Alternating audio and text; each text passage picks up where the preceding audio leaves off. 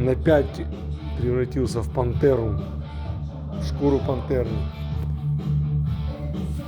Так он лапы расставляет.